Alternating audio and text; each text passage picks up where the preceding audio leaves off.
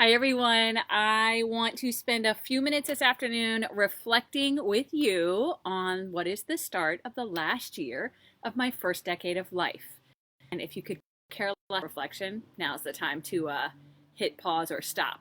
But I'm encouraged or inspired to come on today because for me, the day of my birth is much more of a launching point of what I will do next, what my goals are for the next year than a New Year's, for example.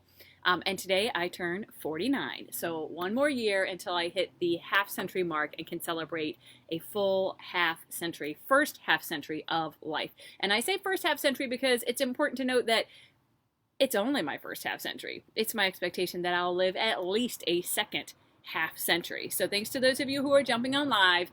And I want to share a couple of things that I'm thinking about as we head into this last year. I say we because Joe and I are both turning 49 this year of the, like I said, last year of the first half century of our lives.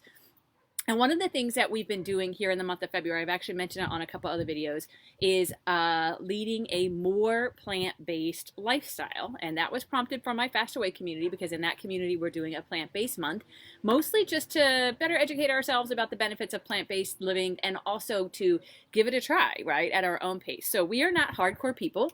Those of you who know my husband well know that he is probably his happiest when he is babysitting a 10-pound brisket in his smoker, right?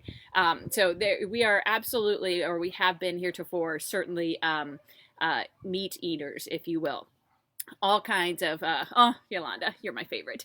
All kinds of meat eaters, so chicken and fish and beef and pork, etc.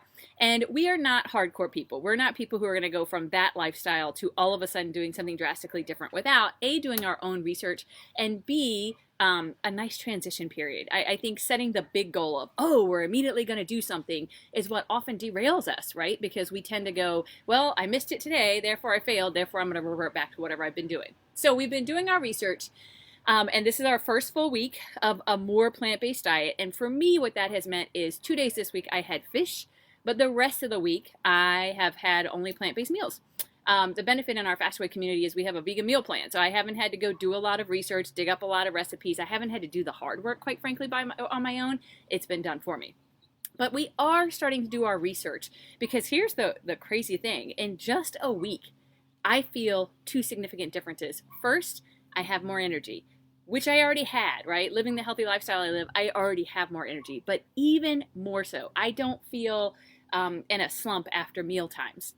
The second is I feel more clarity in my thinking. And that's a nuance, I know, but if you're somebody who constantly feels foggy, you know exactly what I mean when I say that, right? So I feel more clarity in my thinking throughout the day. I'm not experiencing that afternoon slump like I used to. So I have nothing else to attribute those to this week except for my shift in more of a focus on plant-based diet. So I am paying attention and I'm taking notes about that. Today, this morning, I spent some time, yes, on my birthday, watching a couple of documentaries because I really want to understand the research out there behind why a plant-based diet is beneficial to us. I'm sorry to my friends who are more plant-based because they love animals. It's not that I don't love animals, but my initiative doesn't come from wanting to spare the animals. My initiative comes from wanting to fuel my body in as healthy way as possible, right? And I am a believer that we suffer from more chronic illness in this country, especially than we ever have before as a society. And I certainly am a believer that 90% of all of that has to do with nutrition. So I watched a couple of documentaries this morning. One of them was Forks Over Knives, and one of them was Game Changers. If you've never watched them, I'd encourage you to watch one or both. Excuse me. Still getting over a cough, because in both cases it provides a lot of information. The Forks Over Knives provides the opposite view more clearly, if you will. So some interviews with folks from industries that would suggest that red meat is really good for you, dairy products are really good for you, etc. So if you want to see both sides, it has both.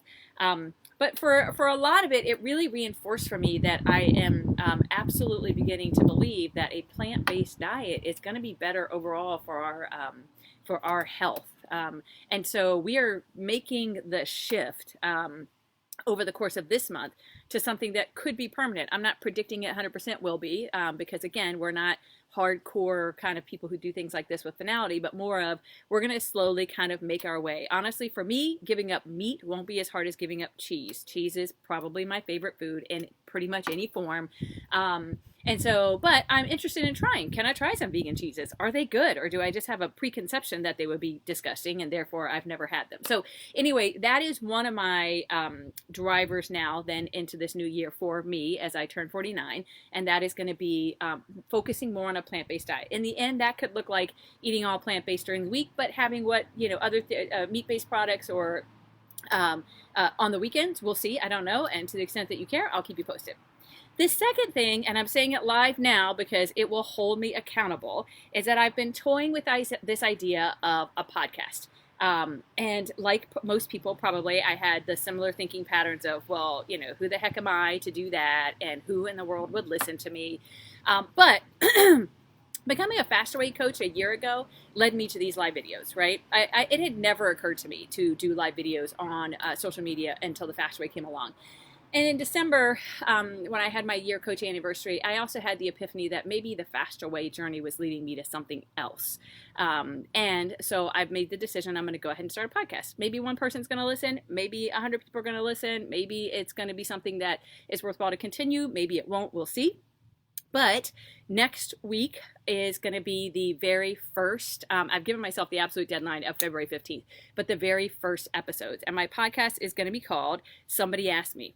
And the idea is that in my role as mom, as wife, as school principal, as school teacher, in the role that I am now, where I consult and partner with districts, and all the different roles that I've had, much of what I've done over time is coach, right? Coaching people in different capacities, whether it's coaching kids, coaching adults, coaching for all kinds of different reasons.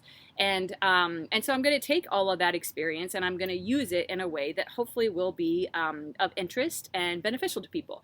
That is all to reach my second goal. And my second goal as I launch into this 49th year of life is how I continue to build momentum around this me for we idea. This idea that if I make myself better and give back to the overall we, then we will make the world better. And I know for some of you that's a super corny concept, but I'm a big believer the older I get that there's no magic they. That any problem you can think of out there that we worry about today, whether it's on in any societal domain, that there's no magic they that's going to solve it, that the solution is in each one of us, that we can each contribute to solving, pick any of those areas, a particular problem. But we can't do it by sitting back doing what we always do every day and expecting somebody else to come to the rescue. So the podcast is going to be a way, hopefully, for me to carve out some time and space to continue to build on those conversations in the education arena, in the health arena, in the arena of how we make ourselves better in our marriages and in our parenting, etc. And like I said, to the extent that it's interesting, I'm going to plow ahead and do it, and I'm going to look to you all, the people who may or may not find what I have to say of interest, to spread the word. So I will be posting more about that here on my Facebook page. I am going to start a page for it, and I'll share that with all of you so that you can hopefully like it and follow along. Because I'm simply going to use YouTube to post it and then post it here in my social media. And then we'll see what happens, right? And the idea is that I have a series, as you can imagine, of topics to cover out of the gate, and I'm looking forward to interviewing people, etc.